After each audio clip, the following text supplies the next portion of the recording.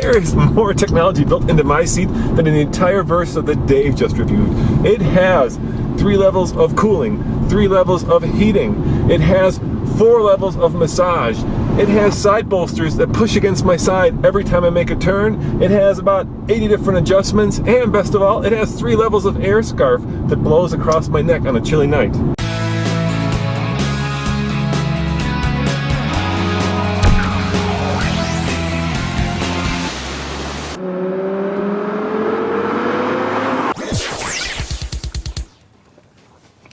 Once upon a time, actually not that long ago, a fine horse was a sign of wealth, power, and prestige.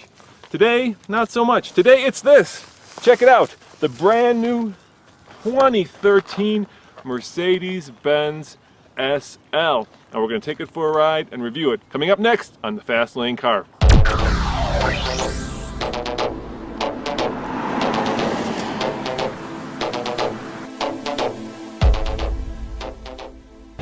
This Mercedes Sportlicht SL, or Sport Light, is not exactly light.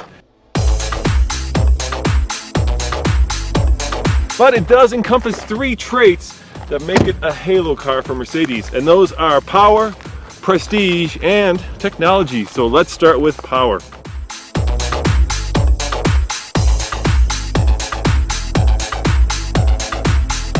For over 60 years, the SL has been in continuous production.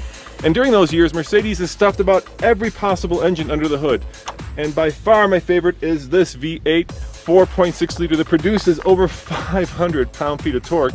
And get this, gets 19 miles to the gallon combined, which means that it avoids the gas guzzler tax of the last generation. Pretty cool and crazy fast.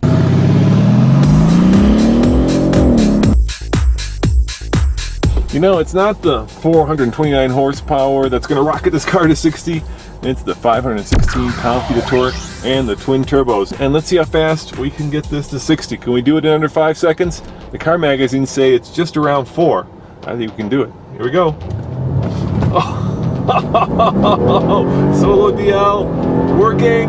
Here we go. That's 60. Oh, yes, indeed. 2 people in the car, real world testing. 4.80. Now that is fast. That is seriously fast. I guess for 120,000, you're gonna get fast.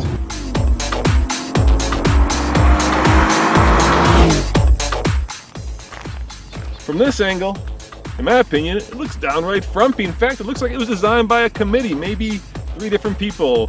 Franz did the front, Heidi did the middle and the interior, and Hans did the back. Not good.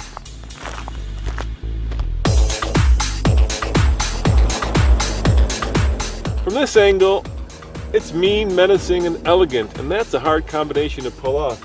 And of course, with this giant star, you'll never be in doubt as to who builds this car. Start your stopwatches.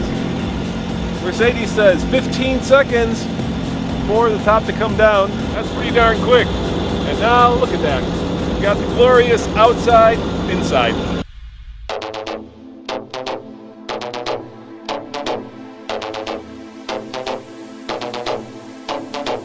With my finger, I push sport, and all of a sudden, this car's suspension adjusts within a millisecond to the driving conditions. In other words, if I'm flying around this turn, which I'm going to do right now, oh, you gotta love that torque.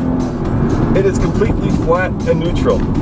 All right, some reviewers have called the steering a little numb, the braking a little non-linear, and you know, I can see that. This is not the sharpest knife in the drawer. However, it's not supposed to be. It's not a race car. It's a GT. And for that, I think the balance, the steering, and even the braking are fine.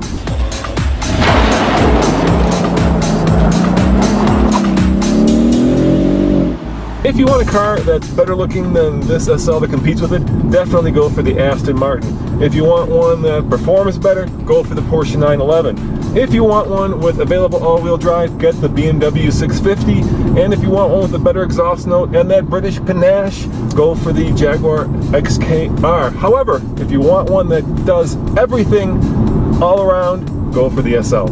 You didn't think you'd be bothered to open the trunk yourself, did you? Of course not. It's a Mercedes SL, but there is a fly in the ointment, and it's this stupid cover. Basically, it protects your stuff when the top is down. But if you get it wrong, like this, not quite in place, watch this. Nothing happens. The trunk won't close, the roof won't open, the roof won't close. It's like something out of a Kia from 10 years ago. Not good, not good at all. Close, says me.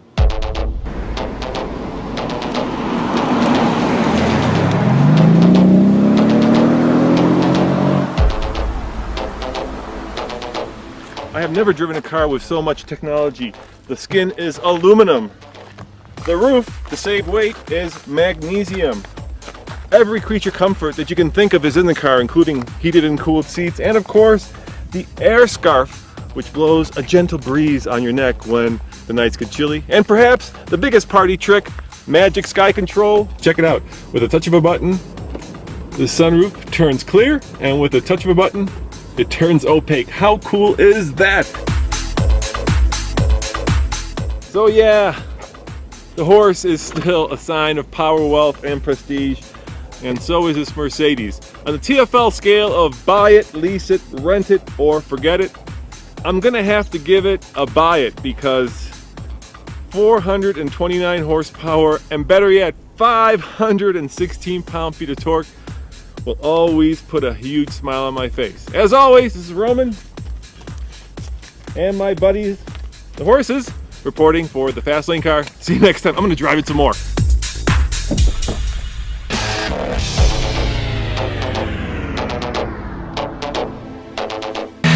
Now let's see if this one sounds better than the Porsche. I bet you it does. I bet you this sounds better than the Porsche. Let's see.